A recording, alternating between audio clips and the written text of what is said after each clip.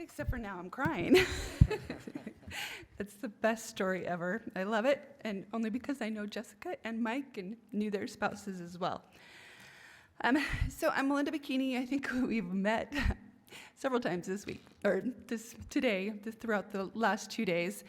I'm the Director of Advocacy, and I just want to do a quick patient advocacy update. And the first update I'd like to give is I would like to introduce our newest member to the advocacy team, Emma Mock. So Emma, stand up. I think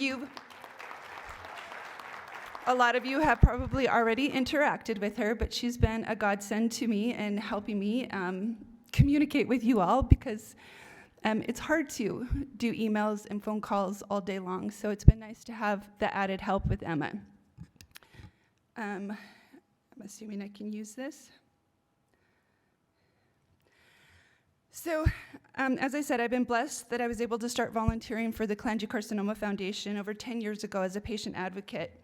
I first came on as a moderator for the discussion board, and I had no idea what a patient advocate was at that time. All I knew is that I wanted to find a way to pay it forward, so I started volunteering.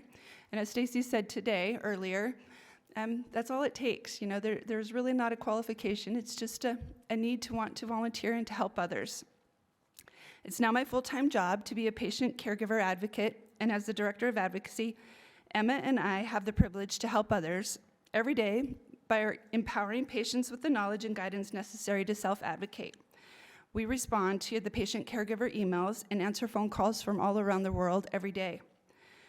We try to provide resources with initiatives such as the Specialty Map, Biomarkers Matter, Clinical Trials, and Cholangio Connect. We do monthly support groups via Zoom for patients and caregivers, and we've also implemented monthly educational webinars.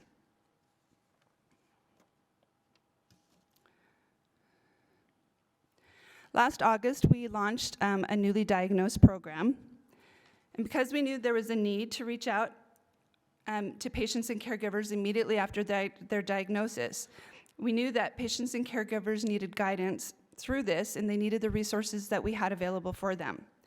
So we started with an introductory email series that leads them through the CCF resources and the options that are available to them, a set of positive videos, interviews, and from other patients and caregivers. And they can sign up and receive a care kit that has a lot of goodies in them, some comfort items, just to know that they're not going through this alone. I just wanted to give a little statistics because it's been an incredible, successful program. We've had over, I think as of yesterday or this week, over 700 newly diagnosed or newly connected patients sign on with CCF.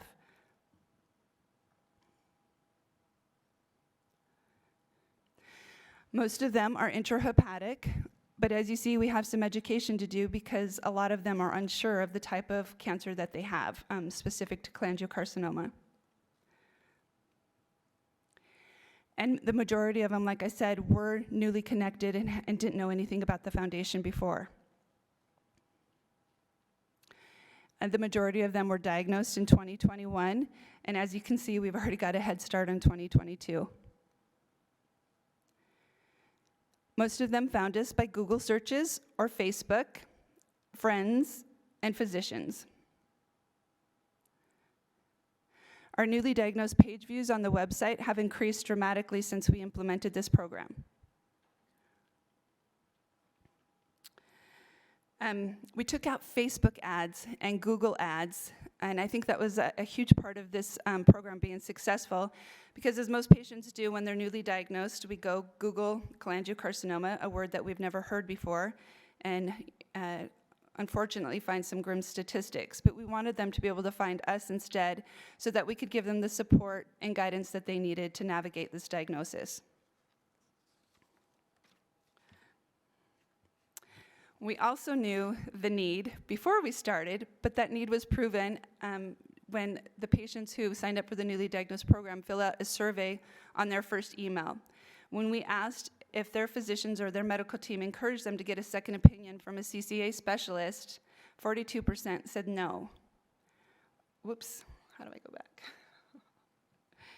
When we asked if they provided them with helpful educational materials about cholangiocarcinoma, 44% said no. We asked if they informed them about clinical trials as an option. 54% said no. We asked if they were informed about biomarker testing, and 35% said no. We asked if anyone offered them hope about long-term survival, and 39% said no. So we knew that there was a need, but now we know even more that we wanted to fill those needs. When COVID hit, we knew that there was a need to try to get some patient and caregiver connections just because of the responses we were getting from phone calls and emails. So we started the patient caregiver Zoom support groups where we're meeting monthly on Zoom, the first Thursday of the month for patients, the third Thursday of the month for caregivers. And this program has been very successful too. We have about 50 or more patients who meet on these support groups and around 30 to 40 caregivers who meet every month. I just want to thank everyone for taking the evaluation survey that we sent out a couple weeks ago, and I want you to know that we're listening to your feedback and to your comments, and we're going to do our best to implement the changes to meet your needs.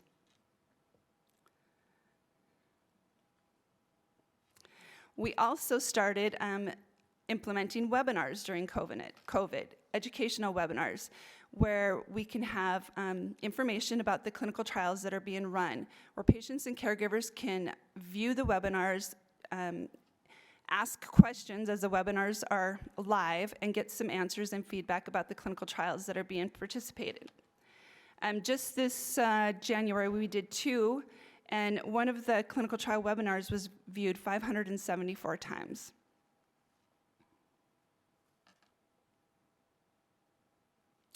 Stacey already touched a lot about the research advocates, so I won't go into too much detail other than this is definitely one of my, I don't even know the right words. I'm so proud of these volunteers. They do such a good job, and I rely on them so much.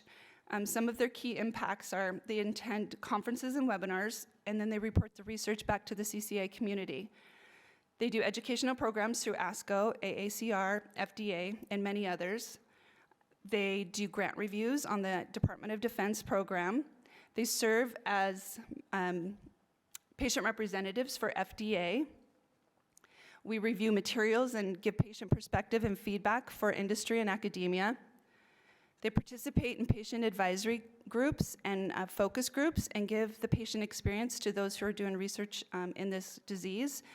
And the good thing about it is that their feedback is listened to and things are acted upon by what they say.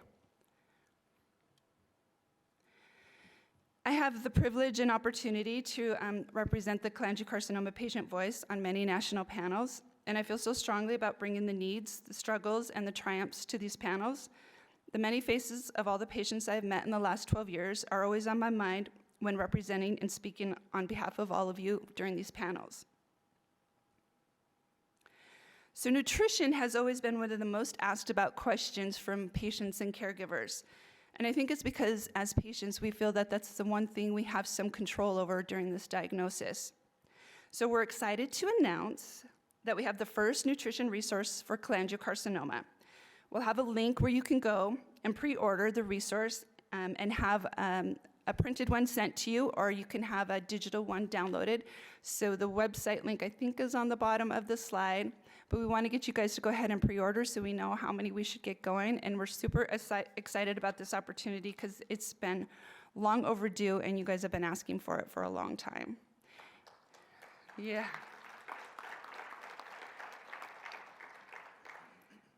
It's going to be full of information about cholangiocarcinoma, helpful tips, recipes, suggestions, all of that. So I'd love to get your feedback once you get one and let us know what you think about it and what we can do to improve.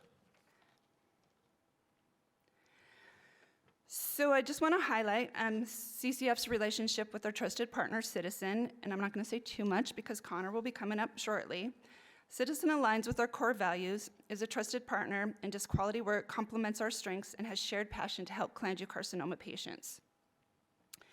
And one of the things that we're going to partner with them, or that we're already partner with them on, is doing research and collecting data from patients who are going through this disease. And a patient with cholangiocarcinoma can participate in advancing research by joining Citizen and giving Citizen consent to gather your medical records, Citizen consent to share your de-identified data to be used for research purposes only, register for the International Cholangiocarcinoma Patient Registry, and then fill out the International Cholangiocarcinoma Patient Registry surveys about your experience or your loved one's experience, or if you're a caregiver who has lost a loved one, about their experience and what they went through. And any international patients can also go to the website on the CCF page and fill out the patient registry as well, because we want your information too. I was told that the webpage has already been updated since I've done this slideshow, so it's going to look a little different. But you'll go to the website, you'll log in, you'll create a password, and then you'll go in and fill out each of these surveys. And by joining Citizen, your medical records will be gathered and imported into that information, so we'll have the complete picture. And as always, if you need anything, Emma and I are here for you anytime. Don't ever hesitate to email or call, and we're happy to help in any way we can. Thank you all. I guess I should introduce Connor.